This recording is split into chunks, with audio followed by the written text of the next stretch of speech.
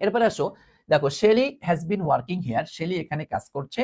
দেখো since 6 month বা for 6 month তথা 6 মাস ধরে, 6 মাস ধরে। হ্যাঁ, আচ্ছা আচ্ছা, দেখো একটু খেয়াল করো, 6 মাস ধরে। তাহলে একটু যদি আমরা মনোযোগ দিই এখানে, তোমরা জানো যে সিন্স আর ফরের একটা ব্যবহার রয়েছে, তাই না?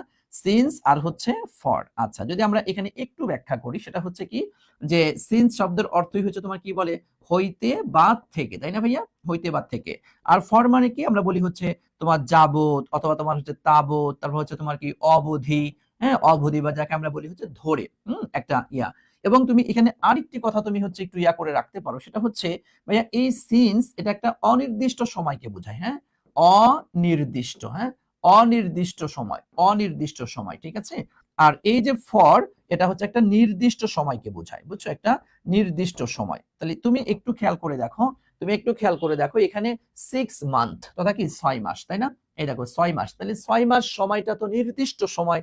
নির্দিষ্ট সময়ের ক্ষেত্রে আমরা ফর ব্যবহার করব। কোনটা ব্যবহার করব? আমরা ফর ব্যবহার করব। ওকে, তাহলে এখন দেখো Shelly has been working here, Shelly এখানে কাজ করছে বা জব করছে ফর 6 মান্থ তথা কি 6 মাস ধরে, 6 মাস যাবত। হ্যাঁ, 6 মাস যাবত শেলি এখানে কাজ করছে। যেহেতু নির্দিষ্ট সময় উল্লেখ করা হয়েছে, সো অবশ্যই আমরা ফর ব্যবহার করব, সিন্স নয়। এগো তো এই ক্ষেত্রে ব্যবহার হয়ই না। আবার দেখো বিফোর টাইম, এই ক্ষেত্রেও তো আমাদের এই এক্সপ্রেশন গুলা ভুল। আমরা সিন্স বা ফরের যে কোনো একটা গ্রহণ করব, নির্দিষ্ট সময় দিয়েছে, সুতরাং আমরা এখানে ব্যবহার করব ফর। ওকে, আচ্ছা, আমরা এটা ক্লিয়ার হয়েছে।